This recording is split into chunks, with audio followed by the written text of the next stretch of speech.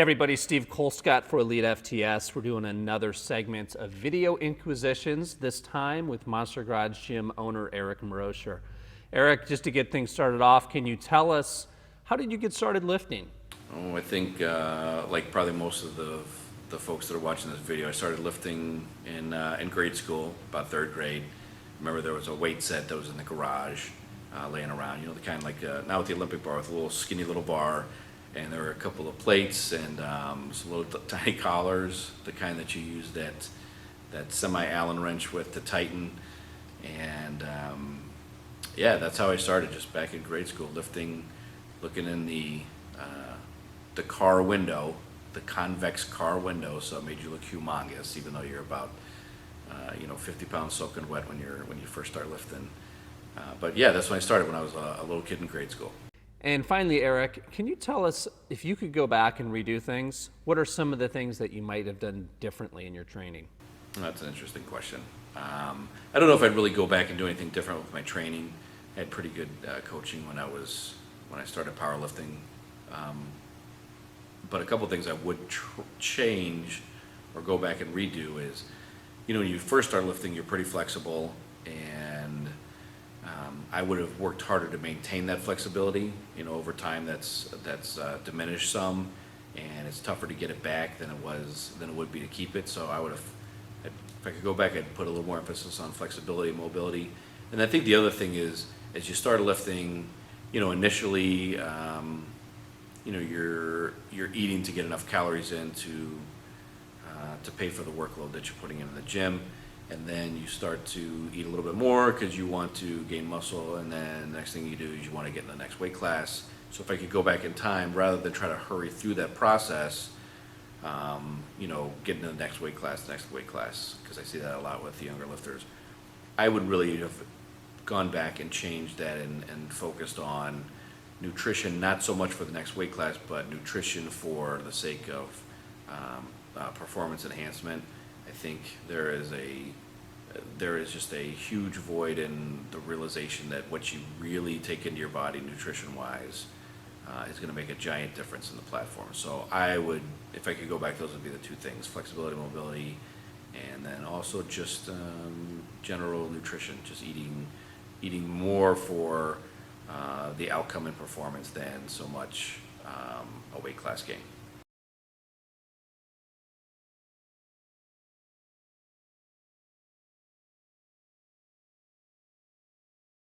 Steve Colescott here, doing another segment of Video Inquisitions with Eric Maroscher this time.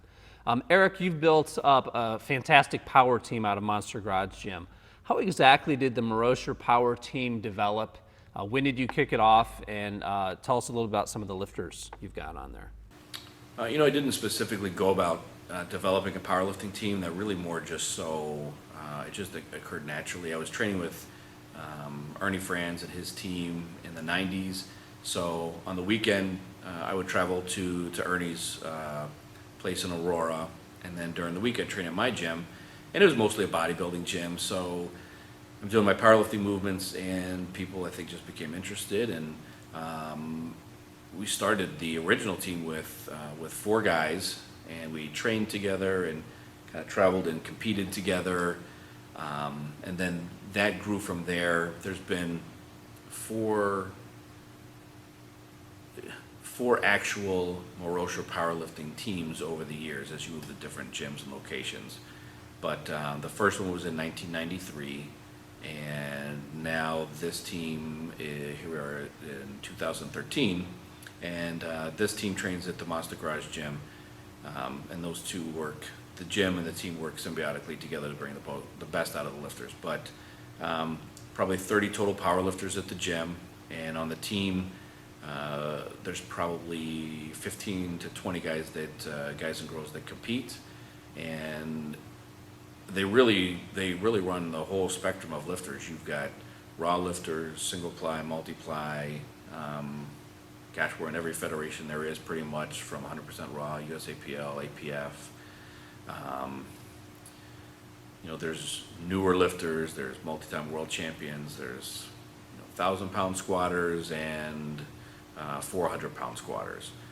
So it's a pretty eclectic group, but it's a very like-minded group, and it really operates, to be quite honest, without sounding cheesy, it really operates like a family pretty much, and that gives a lot of power to the group itself. But that's where the Maroscher powerlifting team is right now in 2013. And for somebody that wants to start up a powerlifting team, what are some of the basics required to really create a successful powerlifting team? Well, I think if you're going to go out of your way to have a powerlifting team, you really need to know the sport of powerlifting. You need to have a good history of the sport. You really need to know the lifts well. You need to have a pretty in-depth background of training methodology. I trained with Ernie for a number of years, so I got to kind of see up front, how he would run his team, and it wasn't so much running the team as kind of leading by example. So I think the tangibles are the knowledge of the powerlifting and the training, et cetera, but the less tangible is you really got to have a vision. Where do you want that team to go? You've really got to have a good plan, and then you've got to have you got to carry out the mission. So you've got your kind of management parts of having your own team, and then the leadership parts. But part of that whole process is really believing in each team member. Like each person that comes to the gym and ends up being a part of the team, at some point or another I meet with them and give them kind of the history of the whole team and the gym and how everything kind of came together. But you really have to believe in your lifters as well. And once you start believing in them, they believe in themselves. But then they'll believe in each other too. Like there's not a person at the Monster Garage gym that doesn't want the next lifter to be the best that they could be. And in turn, because each person is getting stronger because of the power of the team, they're getting stronger. So it's this symbiosis that's happening. And I think that's part of, if you're going to have a team, you really need to bring that to the table. So you kind of have to get to know people, but you have to really believe in people as well. I mean, that's a big part of the whole thing too. But those are the basics to it. Knowledge of the sport, knowledge of training, but you have to know where you're going to go, why you want to go there. That's just as important as you're not just about winning titles, but then also really believing in each and every one of the lifters. It's pretty important, I think.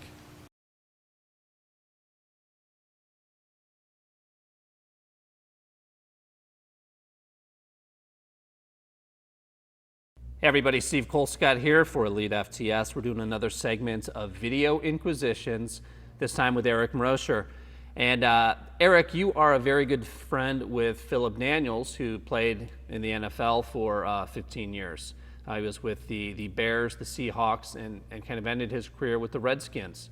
I know that you're not a big football fan, so how did you and Phillip cross paths? And tell us a little bit about how that came about. Yeah, I'm definitely not a big, huge football fan. I enjoy it, but I pale in comparison to the guys at the gym that can tell you every stat of every player on the Bears or whatever team is their favorite team. But I got an email one day from Phil, and he explained how he had been powerlifting at the front side of his career when he was with Seattle, and he had good experience with that. He had great seasons, and now at his 13th, 14th, 15th year, he wants to finish strong and stay in the game as long as he could, so he wanted to go back to where he came from, which was powerlifting as part of his training regimen. And we exchanged a couple emails back and forth, and then he wanted to come to the gym and train. And initially, I was a little apprehensive, like you said, not being a huge football fan. I didn't know if he was going to be like a big ego guy, and really I was just focused on training with a team of lifters. We were getting ready for, I want to say it was the 2008 Worlds at that time. And, I just didn't want anything to mess that up because we're sort of all like-minded. But we met him, and he's just a great guy. But that's how it all started, is he contacted us, and he really wanted to finish kind of how he began, and powerlifting was how he really began his football career, training-wise. At 6'6" and 310 pounds, Phillip Daniels had to be an intimidating monster on the field. When he was training with you during that period, what athletic and physical traits was he trying to develop? Yeah, Phil is a huge individual. The physical traits that he wanted to develop is he really wanted to develop as much speed as he could off the line, and he wanted to develop as much physical, just pure power and strength as he could. Those were the two main things that he wanted to focus on as he was coming sort of to the end of a career, but he was still very, very fast and very, very strong. Now here's the question that really matters on this topic. Tell us about his training. What exactly did he do in the gym? Well, the whole idea, like I said, with Phil is we want to get him fast as possible, and as strong as possible. So there were a number of components. The first component was when he came off of the season, the Redskins had come from the playoffs, so he was pretty damaged and beat up.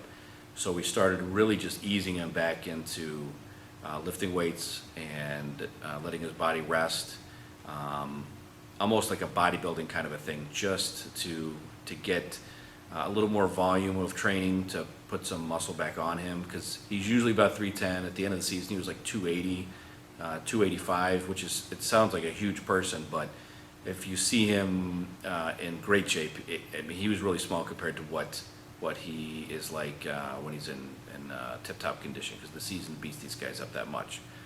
But yeah, so basically we did a lot of volume work with him first, built him back up to where he was just strong, and the program he was familiar with was, like we talked about earlier, the West Side Method when he was with Seattle. So we put him almost like page for page out of a book on that program. So we had our heavy days, so Phil would do those with us, and then we would do our speed work, and he would do that with us as well.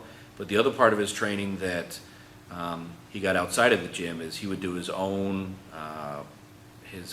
flexibility and mobility training. So a couple days a week he would do that training on his own, and then every morning he would do a couple hours of either a spin class or some type of aerobic activity. So you had his own cardio that we would complement at the gym with prowler work or the sled. He would do his own mobility and flexibility, and then nutrition-wise, his diet's pretty spot on. I mean, he doesn't eat any junk food. He's not a drinker or a smoker, so his diet's pretty dialed in. He's really a big guy, but he's a lean big guy. And then the powerlifting is what he would do with us. So it's kind of all those things combined.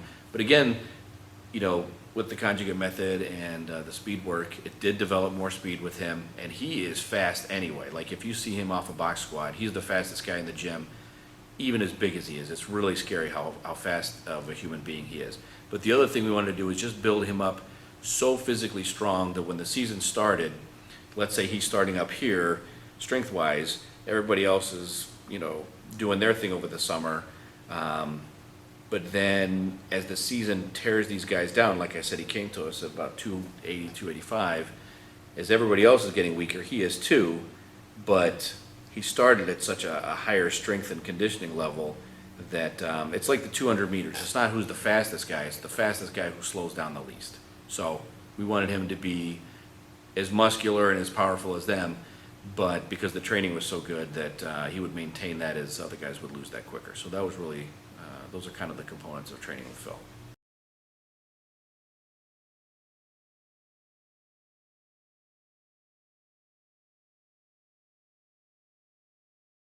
Everybody, this is Steve Colescott for Elitefts. We're doing another segment of Video Inquisitions with Eric Maroscher. And Eric, you know, Oscar Wilde once wrote that life is not complex, we are complex. Life is simple, and the simple thing is the right thing. You know, you've got a knack for kind of simplifying things like training, and your training, it's kind of it seems to me is a hybrid of West Side conjugate training and some of the things that the Ernie France training method. Can you tell us a little bit about, describe how you managed to mix these two styles together into your own? Wow, I'm following an Oscar Wilde quote from Steve Colescott. This is tough. How can I simplify it? To simplify it, I would say that for us, one size does not fit all. You know, not every guy is going to wear the same tuxedo to the prom. How's that? We have lifters, like you mentioned the West Side Method, for example. That is a gym of elite lifters, like your top of the top. In some cases, best they've ever been in their weight class lifter. I think at most powerlifting gyms, you've got a hodgepodge of different lifters. You've got some lifters that are going to be elite athletes. Some could be the best, like ever in a Ed Cohen kind of sense of the word. But you're also going to have people that is their passion, but maybe just genetically that's not what they're really suited to do. And there's a lot of different training methods, and I think there's merit to all. And what we really try to do really is just pick what part of each of those things works specifically with the deficits that the lifter we're dealing with has. So for example, with some of our lifters, the Franz method works great for their deadlift. As it described in the 10 Commandments of Powerlifting in Ernie Franz book. And for some lifters, they respond more to the West Side Conjugate method for their deadlift. So part of that equation is that, when you're dealing not with widgets, but with actual people, what they believe works for them sometimes works for them. You've got those kind of variables as well. So we have lifters that train West Side completely and fully. We have some that do the West Side movements, but it's not so much exact with percentages, and then some that do a Franz method, and some that just do different kinds of periodization methods. So it's a hodgepodge, but it's at the Monster Garage Gym, it's a hodgepodge of lifters too. So for us anyway, it works really well. So there's not that one method that works, because they all have merit. I really believe that they do, and that's why so many people dabble in different kinds of training methods, because there's merit to all of them in some way, shape, or form. And to follow up on that, Eric, you also believe that raw lifters need to train differently. Why is that, and how do you adjust their training? Well, let's look at the bench press, for example. With the bench shirt, you're going to get a good amount of kinetic energy that's built up at the bottom of the lift, and you really need to stress the top part of the movement. With a raw lifter, they got to be strong at the bottom because there is no shirt, and they need to be strong at the top because that's where you butter your bread. That's your lockout. So it's just a little bit different. I think it's like the difference between playing the electric guitar and the acoustic guitar. They're both guitar, but you play them very differently because they're in essence two different instruments, but they're the same as well. Or you could look at that like IndyCar versus drag racing. I mean, they're really going fast, but they're also almost different sports. Raw and equipped is almost a different sport just because of and I've done both. Just because the demands it puts on your body are they're just not the same. So again, like my earlier answer, I think there's not one tried and true training method, but just in general, a little bit more volume does the raw lifter. Just in my personal experience, it does a good benefit for them. And finally, Eric, you have had some injuries that you've had to work around. How have you adjusted your training? What's the current state of your training? Sure. Over the years I've had a number of little minor injuries, but I've also had a couple of doozies. I had a bicep rupture, and you definitely have to train around not only the injury, but the amount of time it takes to heal. So there's the mental healing where you're ready to go again really quickly, and jump back on the horse, but then there's that biological healing that you can't mess with that, otherwise you've got an injury on top of an injury, and you did it for very little weight because you're really not even training yet. But I think just like you train for a competition, when you get an injury, you need to come up with a plan to train around that injury, otherwise you're just putzing around in the gym trying to find out what works. So right now I'm dealing with a little sacroiliac joint, which I was not even really familiar with until it got out of alignment, and that makes it difficult when you're squatting to go maximum weight with that kind of a tweak. So I've kind of methodically plotted out what is the plan to train around this. So that way, when you are ready to train, you're as prepared as you can be, realizing that you've got to slowly climb back up in numbers because, in addition to just general weakness that you're going to get not training heavy, your tendons and your ligaments have not had that big load on them either. So your mind is willing to go, but you've got to remember that your body's got to be ready for that load too. So you've got to have a plan on how to train around the injury, and then when you come back, what is the plan to get back to your competitive numbers.